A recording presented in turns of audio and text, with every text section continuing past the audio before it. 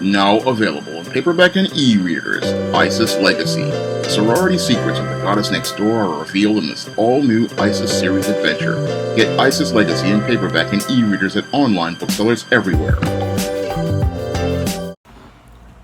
One of my viewers sent me a link to a video of what appeared to be 3 Hispanic men who were angry about foundational Black Americans like myself talking and working towards the goal of getting reparations from the U.S. government. Now, there's been a movement of foundational Black Americans like myself who have been working towards the goal of getting reparations to recompense us for the 400-year legacy of slavery that the U.S. government and corporations and even other countries have benefited from, the oppression we have received under Jim Crow, policies that undermined our Black economy, and we also want compensation for past, current, and ongoing discrimination that prevents foundational Black Americans like myself from being able to have careers in America's job market.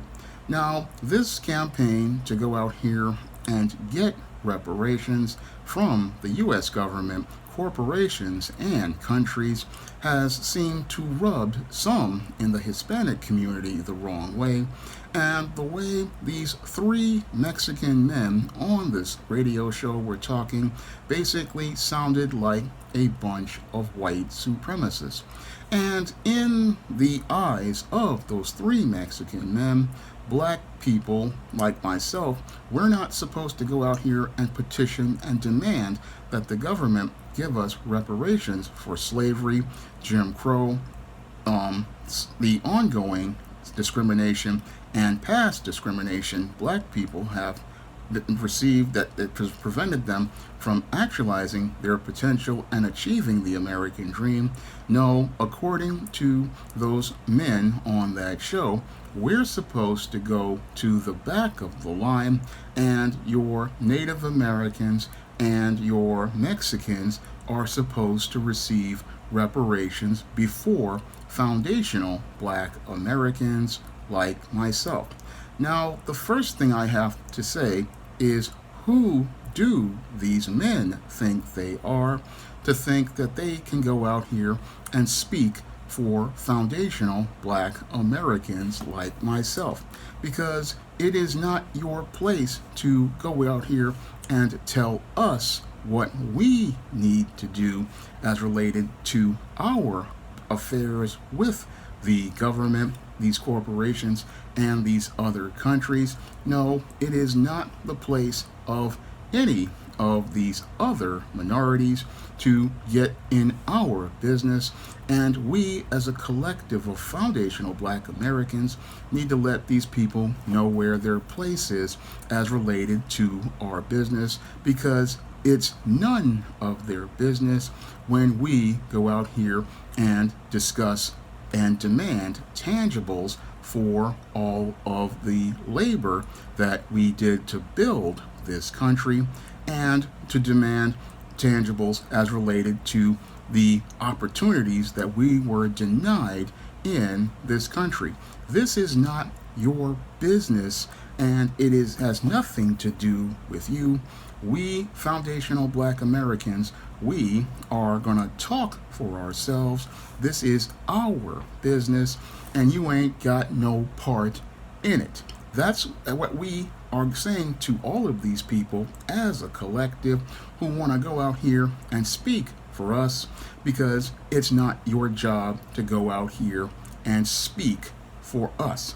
We will go out here and make our demands, and if you don't like us making demands, then that's tough boogers, because this is our business and we're going to handle that business, and if we have to check you to do it, we're going to go out here and do it.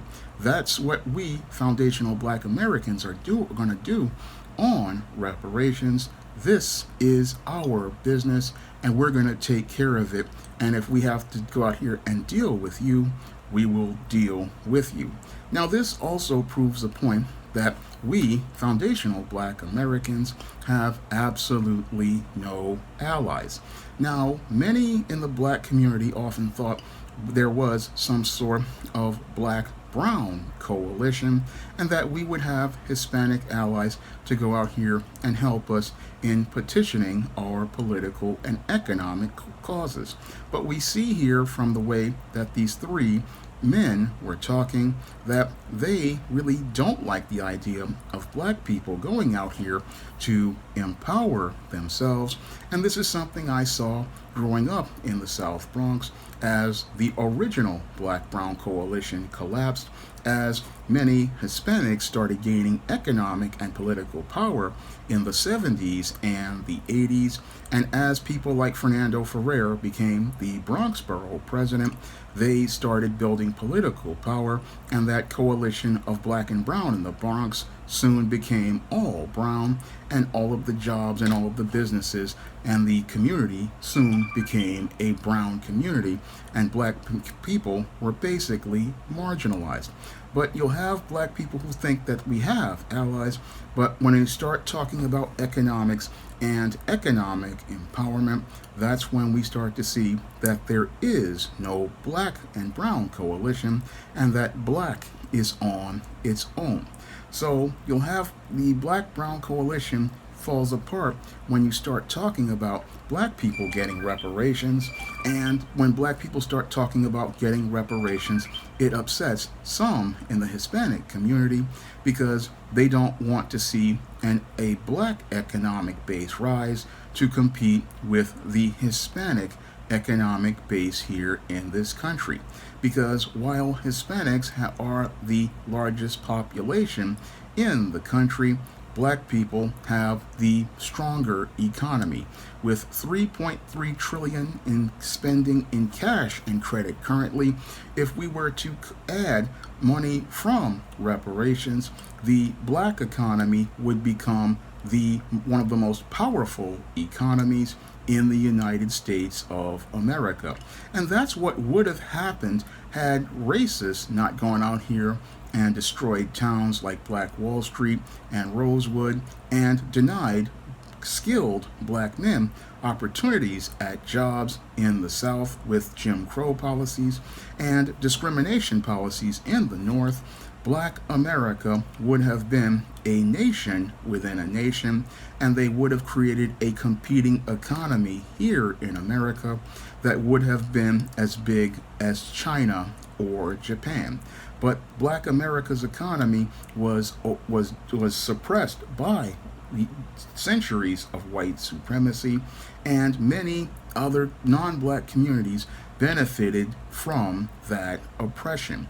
And because these non-Black communities benefited from that oppression, that's why they don't want Black people to receive reparations to pay for all of the labor we contributed by building this country, all of the discrimination we suffered under the terrorism of the Ku Klux Klan during Jim Crow, all of the discrimination where we were denied opportunities during the 20th century, and all of the discrimination that continues to go on that I have experienced personally in America's job market. You have many people who don't want to see Black people rise because they don't want Black people to have economic power. And these Mexican men, they are a part of that group that don't want to see Black people get economic power. Now, the reason that they said that Black people need to step to the back of the line is that your Native Americans and Hispanics are supposed to get reparations first. Well, as someone who has studied American history for over 2 or 3 decades, I can tell you that your Native Americans have already received compensation and continue to receive compensation from the United States government. Now, your Native Americans have been given reservations all across this country, and those reservations are places where Native Americans have their own land, something most foundational Black Americans have not been able to receive.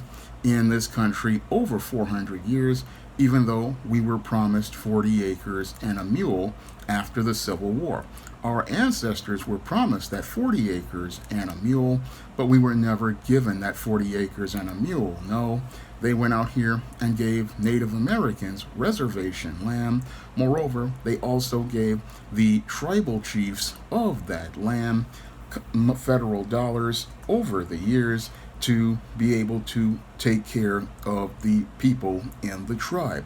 So the Native Americans have been receiving reparations in this country for over a century, and they have also been given land in this country where the U.S. Constitution has absolutely no jurisdiction.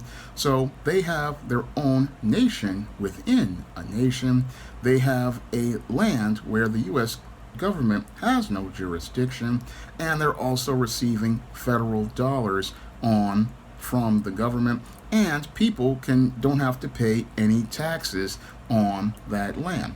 That is a deal that many foundational Black Americans wish they could have, but we never got that opportunity because every time we tried to build a community, we had your white racists go out here and try to destroy that community like they did Black Wall Street and Rosewood. And this was again done by design because the white supremacist wants to go out here and keep Black people from competing against him in the U.S. economy. Now, your Native Americans have received compensation from the government, and your Mexicans also have received compensation from the government. Now, your Mexicans want to sit there and say that foundational Black Americans need to get behind them. Well, if I look at history, the lands that the Mexicans had, you had the Mexican cession of California and Texas. That happened in 1845 or so. Meanwhile, foundational Black Americans have been in this country ever since about 1640 or so. So the Mexicans who want to say that Black people need to get to the back of the line need to understand that we don't need to get to the back of the line. We were here first, and since we were here first and we were brought here against our will, we have a right to be wherever we want to be, and we deserve to be compensated before people who came here after we came here, because 1640 is earlier than your 1845 when we had the Mexican cession of the West, and the 1841, I believe, when we had the Texas annexation, which drove Mexicans out of Texas. So you want to sit there and talk about Black people having to get behind you? No, we were here first, and we are going to get our check, and we're going to get our check before you because we were here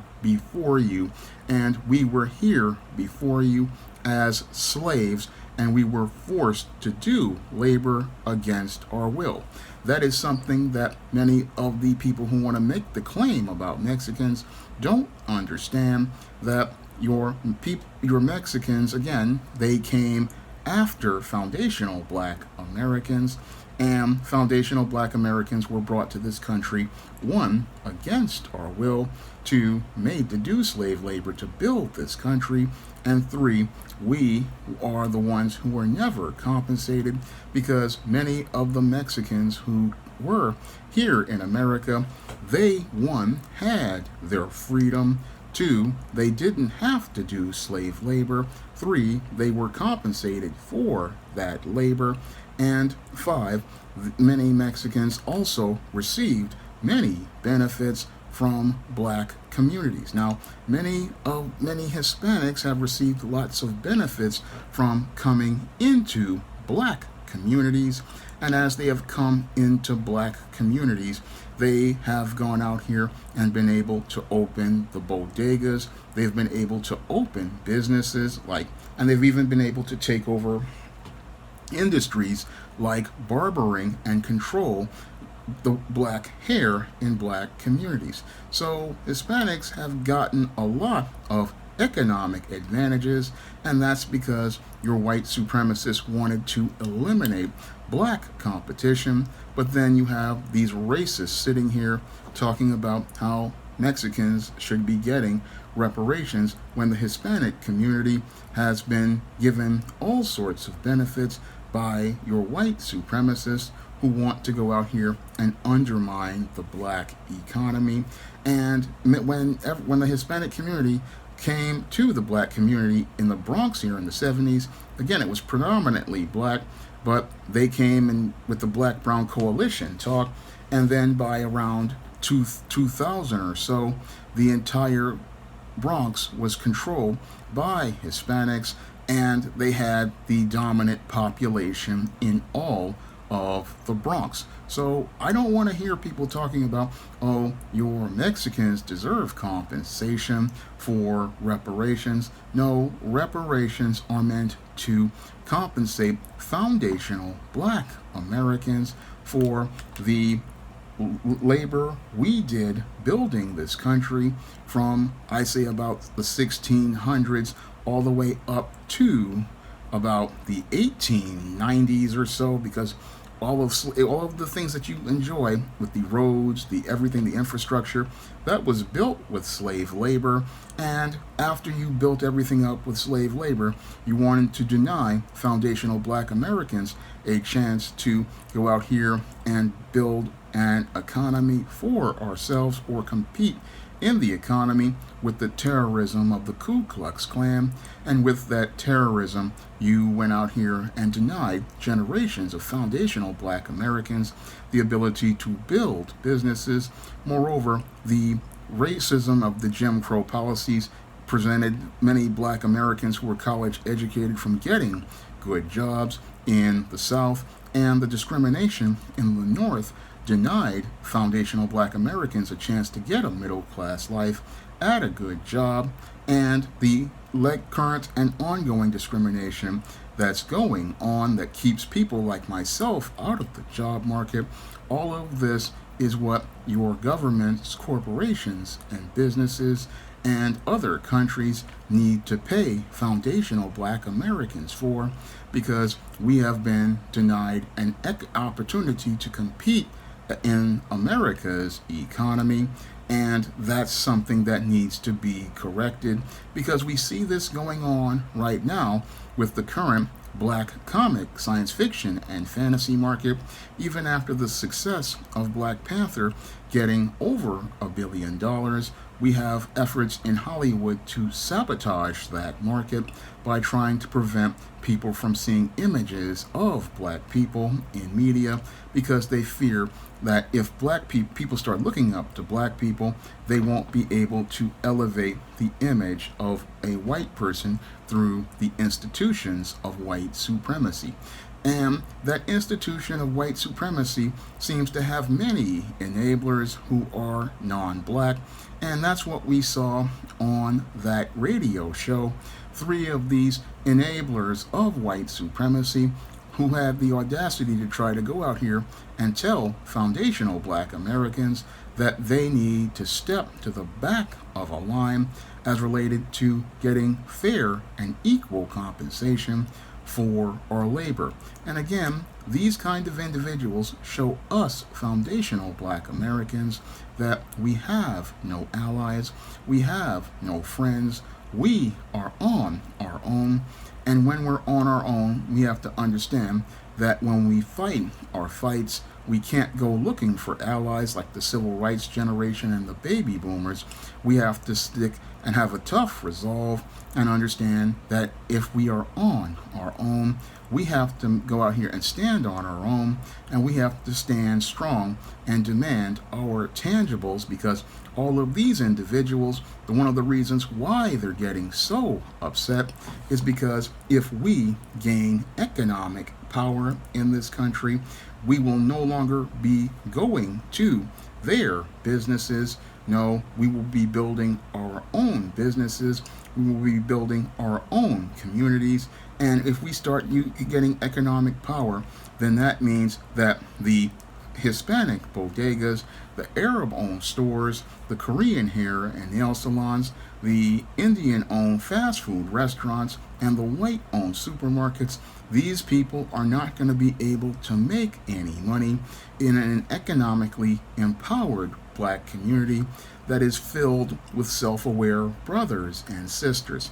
If there's a full community of black people who are self-aware, have their own economic base, and can go out here and compete against all of these other people, we will build an economy that would be one of the strongest in the world.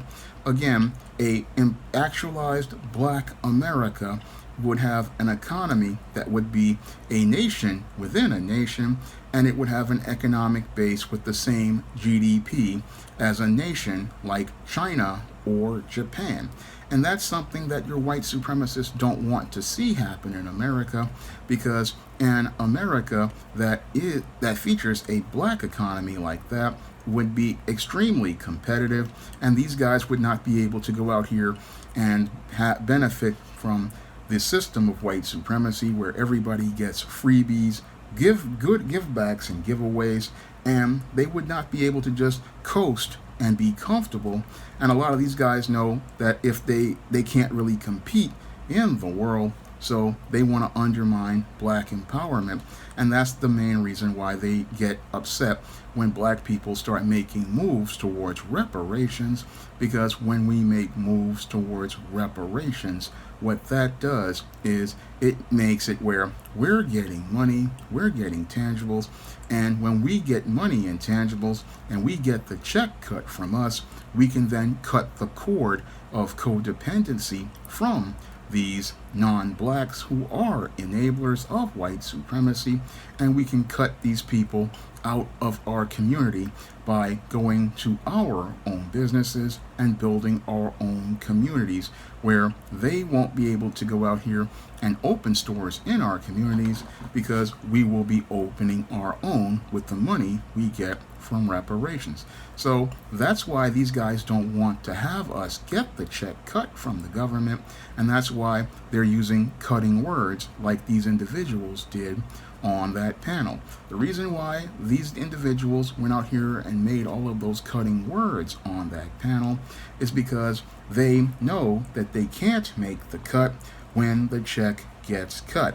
They know that they can't live without the black community, and if the black community cuts the cord from these individuals, many of these individuals won't be able to survive without the black dollar, because 97% of these non-black businesses and white businesses make their money on black dollars, and they don't want to see a check cut, because they know if we get a check cut and we start moving out, building our own communities, buying real estate, building wealth, they're not going to be able to send their kids to private schools. They're not going to be able to live a middle-class lifestyle. They're not going to be able to get all of the benefits that they have gotten from leapfrogging over the black community. And that's what's got a lot of these people extremely upset. And that's why we're starting to see the true colors of many of these racists who say that they're our allies. So we're learning that there is no black and brown coalition. No, it's just us. And I have no problem going out here and being by myself, because I would rather be by myself than be with an ally who is secretly an enemy. And we're learning more and more who are the enemies of the black community as we start talking about reparations, because when we start talking about reparations, we start talking about economic power, we start talking about political power, and we start talking about empowering ourselves. And these people don't want us to have power because they want to have power over us.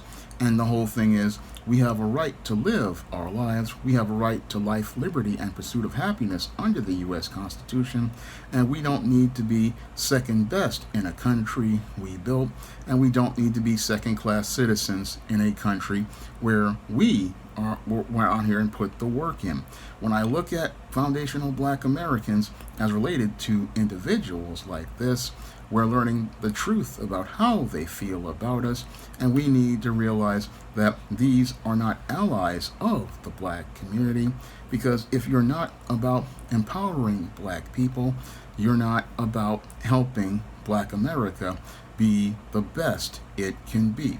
Now, this was a video that was requested by one of my viewers, and if you want to request a video, you can send me a Cash App, and if I know something about that topic, I will make that video for you. Now, if you want to pick up some of my books on the SJS Direct Imprint that feature positive images of Black people, you can find those books on Amazon.com in paperback and Kindle format. You can also find them on Smashwords, the iBook Store, and Google Play. That's all I have to say for this video. You can comment, rate, and subscribe. Now available in paperback and e-readers, E-Steam Horror of the Hyena Woman. Hell's aspiring angel takes on a wicked werewolf in this action-packed all-new E-Steam series adventure. Get E-Steam Horror of the Hyena Woman in paperback and e-readers today.